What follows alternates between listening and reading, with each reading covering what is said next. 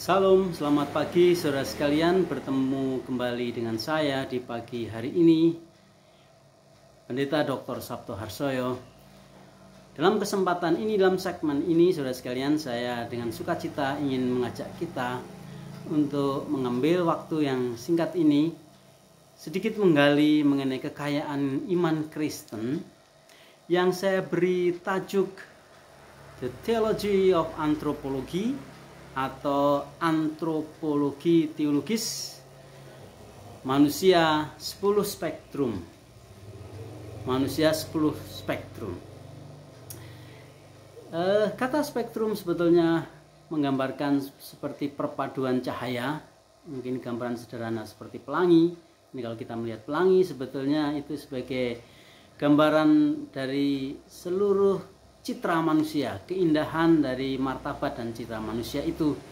Dan kita akan mencoba untuk menggali semua keindahan itu berdasarkan 10 perintah Allah yang terdapat di dalam Perjanjian Lama, Kitab Keluaran pasal 20. Saudara sekalian yang dikasihi Tuhan Yesus Kristus, 10 perintah Allah itu sebetulnya harus dipahami bukan suatu perintah atau satu hukum atau satu aturan yang berasal dari luar manusia. Tapi sebetulnya 10 perintah Allah itu adalah justru menyatakan siapakah manusia itu.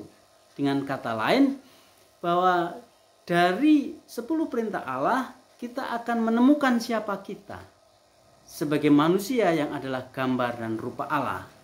Ini dari perspektif ini kita akan menjadi sangat bergairah untuk menggali 10 perintah Allah, karena berarti kita mencoba mengerti diri kita sendiri, siapa kita, dan mengenali siapa kita. 10 perintah Allah itu dimulai dengan kata jangan, gitu ya. Terkesan memang ini adalah sebuah penetapan yang keras, tapi sebenarnya kata jangan itu diterjemahkan dari bahasa Ibrani lo, yang bisa diartikan sekali-kali tidak akan terjadi, sekali-kali tidak mungkin ada. Jadi kalau diterapkan mungkin terjemahannya misalnya jangan ada padamu Allah lain, itu bisa diterjemahkan dengan kalimat sekali-kali tidak mungkin ada padamu Allah lain. Mengapa demikian saudara sekalian? Karena ini sekali lagi 10 perintah Allah itu natur manusia itu sendiri yang secara asasi yang diungkapkan oleh firman Tuhan. Nah, saudara sekalian dikasih Tuhan Kristus, marilah kita melihat ke-10 cahaya, 10 unsur cahaya kemuliaan manusia itu yang terdapat dalam 10 perintah Allah itu. Mari kita melihat satu persatu. Spektrum yang pertama, cahaya kemuliaan yang pertama dari manusia terdapat dalam kalimat jangan ada padamu Allah lain di hadapanku. Menurut saya, saudara sekalian, perintah pertama ini bisa dipahami dari sisi makna relasi atau hubungan. Bahwa ternyata menurut saya itu segala sesuatu itu ditentukan oleh relasi atau kondisi relasi. Apakah relasi itu benar? Apakah yang berelasi itu benar? Dan dalam hal ini saudara sekalian, perintah yang pertama ini menjadi dasar dari perintah yang lain, dan perintah yang pertama itu menentukan keadaan kehidupan manusia itu. Jadi keadaan manusia itu pertama dan terutama itu selalu ditentukan oleh relasi. Yang pertama itu relasinya kepada Tuhan. Apakah ada relasi yang benar dengan Tuhan? Dikatakan di situ jangan ada padamu Allah lain. Ini menegaskan bahwa manusia itu harus sungguh-sungguh memahami dalam kehidupan ini tidak ada yang seharusnya dia itu merelasikan dirinya secara semestinya, secara sepenuhnya selain kepada Allah saja. Karena memang tidak ada banyak Allah. Mungkin ilah iya, karena ilah itu ciptaan manusia, tapi Allah itu hanya satu. Dan seharusnya disitulah manusia itu mendasari dan mengawali seluruh nilai dan kehidupannya itu berdasarkan relasinya yang benar dengan Allah itu. Sehingga tidak boleh ada relasi lain di luar dengan Allah, dan relasi dengan Allah itu akan menentukan relasinya dengan yang lain, baik relasi dengan diri sendiri, relasi dengan sesama, dan relasi dengan lingkungan. Saudara sekalian, kalau manusia memiliki ini, yakni relasi yang benar dan tepat dengan Allah, ada hubungan yang benar dengan Allah, maka spektrumnya, cahayanya sebagai manusia itu akan terpancar. Dengan gambaran sangat sederhana, Tuhan Yesus pernah mengatakan, "Akulah pokok anggur dan kamulah ranting-rantingnya." Jelas ini berbicara mengenai gambaran yang sangat konkret mengenai relasi yang menentukan segala sesuatu. Itu yang pertama, saudara sekalian. Di manusia itu memiliki kemuliaan, cahaya kemuliaan. Dari sisi manusia itu memiliki potensi untuk membangun relasi, dan relasi terutama adalah relasi dengan Allah yang satu-satunya itu. Yang kedua, saudara sekalian, cahaya atau spektrum cahaya yang kedua dari 10 spektrum dari kemuliaan manusia ialah dinyatakan dalam kalimat perintah kedua, "Jangan membuat bagimu patung di hadapanku." Jangan membuat patung untuk disembah. Nah, saudara sekalian, saya merasa ini adalah spektrum yang kedua dari kemuliaan manusia, yakni manusia itu memiliki cahaya kemuliaan dari sisi kemampuan intelektualitasnya. Dan saya merasa bahwa ukuran intelektualitas manusia yang utama dan terutama itu ialah kemampuannya untuk menyatakan kepercayaannya kepada Allah. Kemampuannya untuk menggambarkan siapakah Allah. Itulah sebabnya di Perjanjian Baru kita diingatkan kepada satu situasi di mana Tuhan Yesus bertanya kepada para murid, "Menurut kamu siapakah aku?"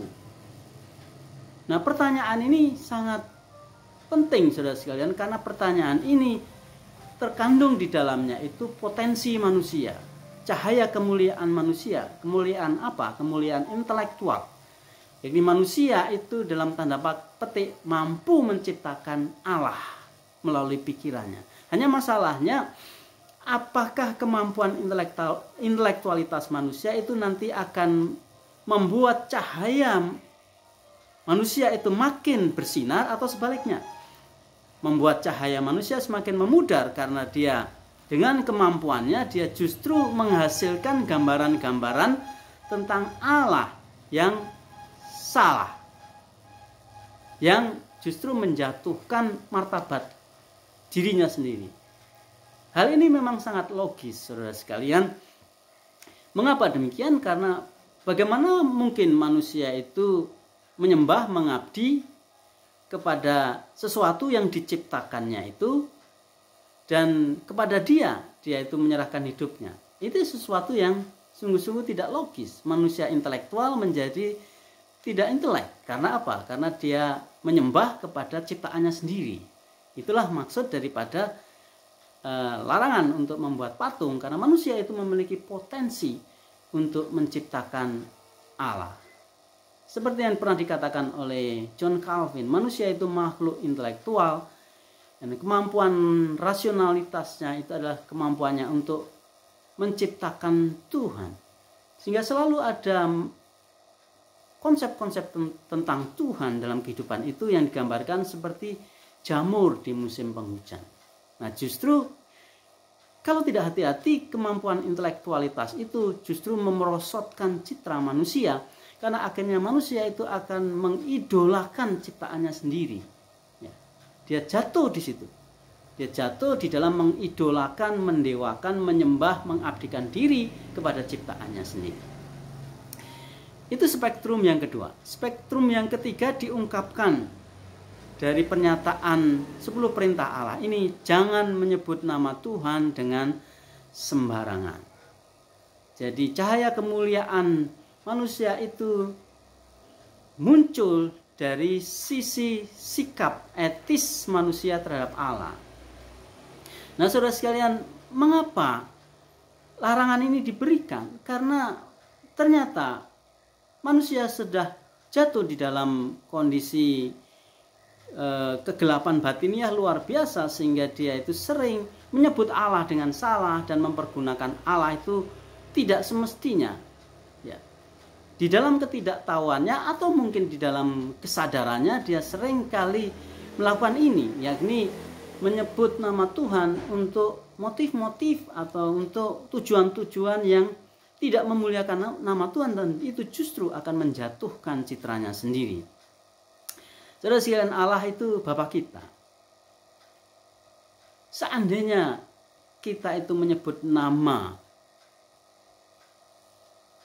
Bapak kita dengan sembarangan, itu berarti sebetulnya kita bukan tidak menghargai Bapak kita, tapi kita tidak menghargai diri kita sebagai anak dari Bapak kita, karena kita tidak merasa hormat dan kita tidak merasa berharga sebagai anak dari Bapak kita. Itu spektrum yang ketiga. Spektrum yang keempat adalah kuduskanlah hari Sabat. Ini menarik sekali, saudara. Kuduskanlah hari Sabat ini terkait dengan citra manusia, martabat manusia sebagai makhluk pengelola, di mana manusia diberi kemampuan untuk mengelola, untuk menguasai alam semesta. Bukan dikuasai alam semesta, tetapi untuk mengelola alam semesta. Kuduskanlah hari Sabat ini berkaitan dengan kemuliaan manusia yang dikaitkan dengan manusia itu akan menjadi mulia pada waktu dia diberi kesanggupan untuk menata layani kehidupan itu. Dalam hal ini manusia harus menjadi makhluk yang merdeka. Tidak boleh ada perbudakan apapun, termasuk perbudakan kerja. Kadang-kadang istilah workaholic itu sebenarnya istilah yang sangat buruk. Orang itu gila kerja. Kalau tidak kerja terus seakan-akan dia tidak hidup atau tidak mulia. Tapi sebetulnya pada ujung-ujungnya kerja bukan dalam pengertian untuk menyatakan hakikatnya sebagai manusia yang mulia, tapi kerja hanya sebetulnya untuk memenuhi rasa ketamakan itu, saudara sekalian. Nah, itulah sebabnya hari Sabat ini berbicara mengenai keindahan manusia. Manusia itu merdeka dan dia memiliki kedaulatan untuk mengatur kehidupan, untuk mengembalikan dan memuliakan kerja itu untuk kemuliaan nama Tuhan. Nah, itu adalah spektrum yang keempat yang akan memancarkan kemuliaan manusia, di mana manusia itu menyatakan dirinya sebagai pengelola. Spektrum yang kelima dari 10 perintah Allah yang dapat menyatakan kemuliaan martabat manusia berbeda dengan makhluk lain adalah yang dinyatakan dalam kalimat hormatilah orang tuamu. Dasar dari perintah ini ialah kata hormat. Jadi manusia itu mulia oleh karena manusia itu memiliki potensi untuk memberikan respons rasa hormat kepada sesama itu. Saudara sekalian, hormat ini juga mengandung di dalamnya sikap bagaimana seseorang atau bagaimana manusia itu memandang orang lain, tidak underestimate, tidak meremehkan, tidak menganggap sepele, memandang rendah dan sebagainya. Dan justru pada waktu manusia mampu menghormati orang lain, dalam hal ini menghormati orang tua, sebetulnya dia sedang mengangkat dirinya sendiri. Dia sedang menghormati dirinya sendiri, dia sedang memuliakan dirinya sendiri. Karena di dalam menghormati Tuhan dan menghormati orang tua dan menghormati sesama, itulah maka citra manusia sebagai makhluk mulia, gambar dan rupa Allah itu terpancar. Nah, itu adalah spektrum yang kelima. Spektrum yang keenam itu adalah jangan membunuh. Tentu ini berkaitan dengan pengertian yang mendasar dari citra manusia yang asasi, di mana manusia itu disebut sebagai makhluk representasi Allah yang memiliki potensi untuk mengelola. Di tangan manusia, Tuhan memberikan potensi segala sesuatu itu akan menjadi lebih baik. Ya, tentu membunuh itu bukan sebuah perbuatan yang membuat orang atau pihak lain itu menjadi bertumbuh dan berkembang.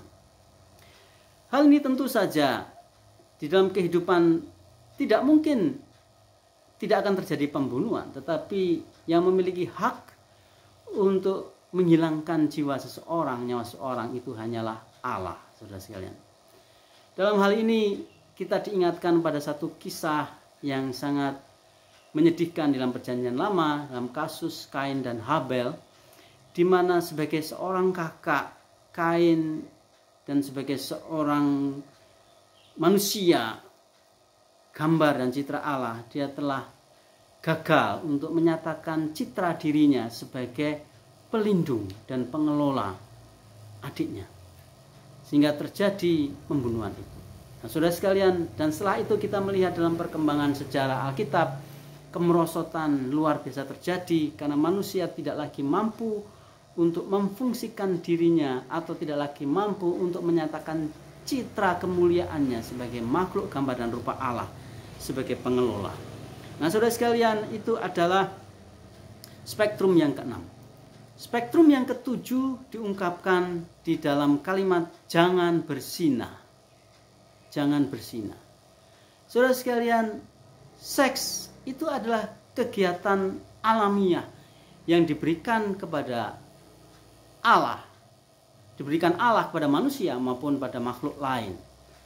Tapi tentu ada perbedaan antara perilaku seksualitas manusia dan perilaku seksualitas binatang misalnya.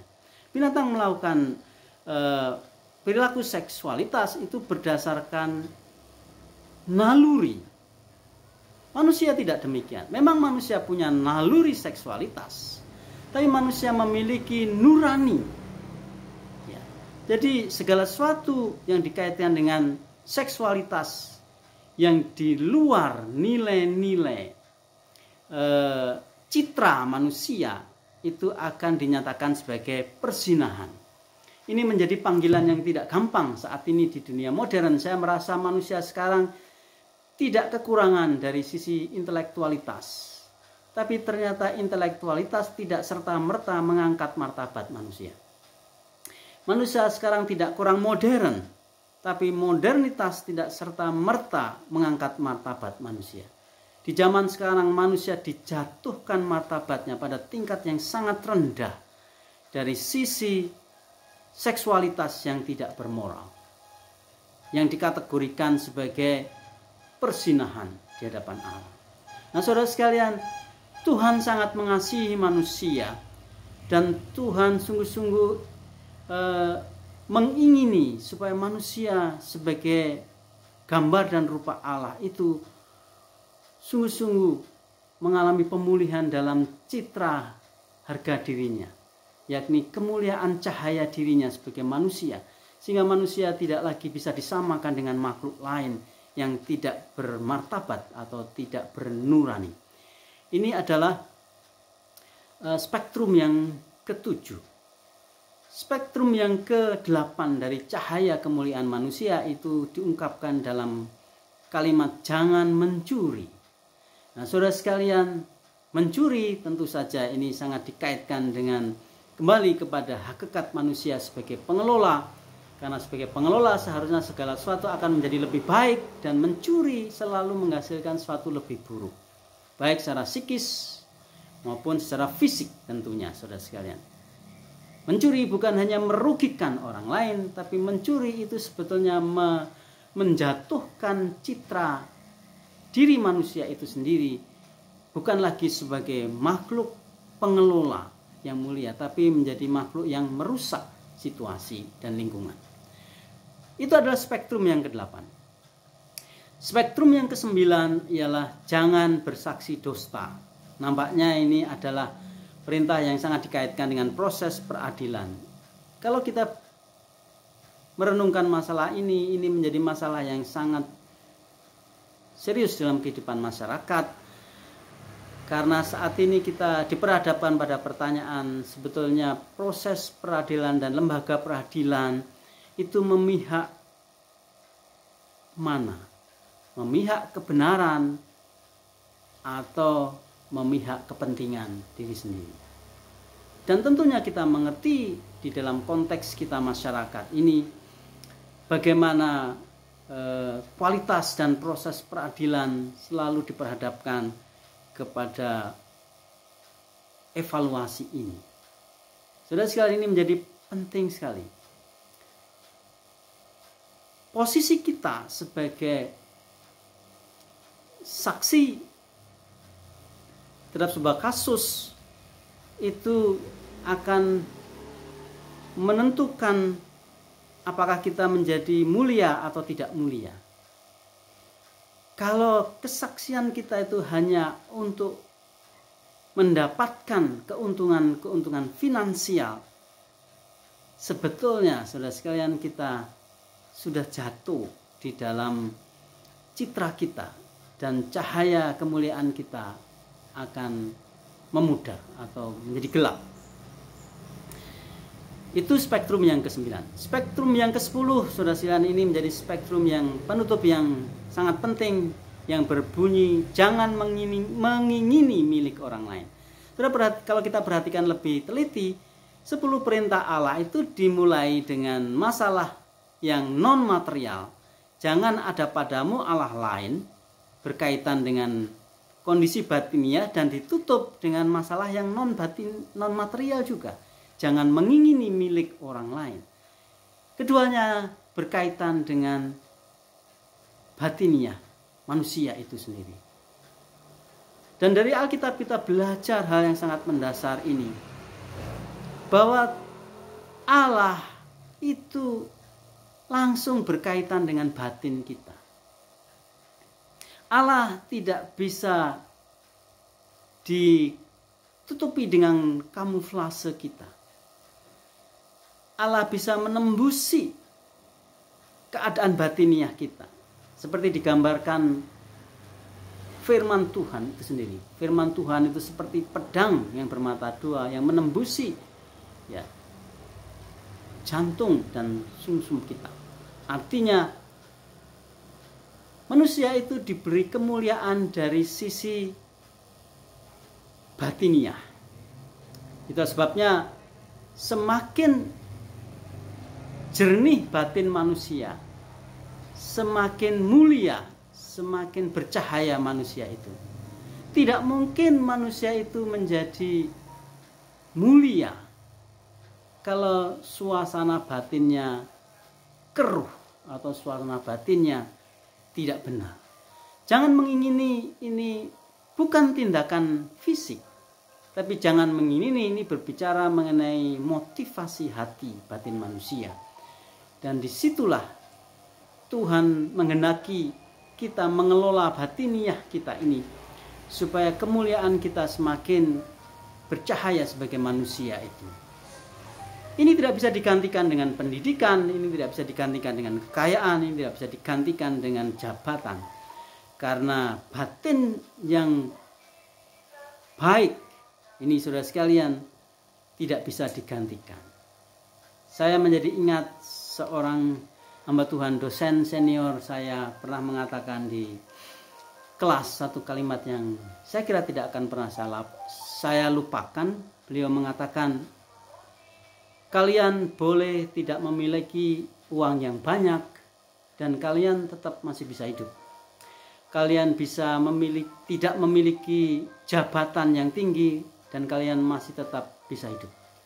Kalian bisa tidak memiliki nama yang terkenal dan kalian masih tetap hidup. Tapi satu hal yang tidak boleh kalian tidak memiliki, yaitu hati yang baik.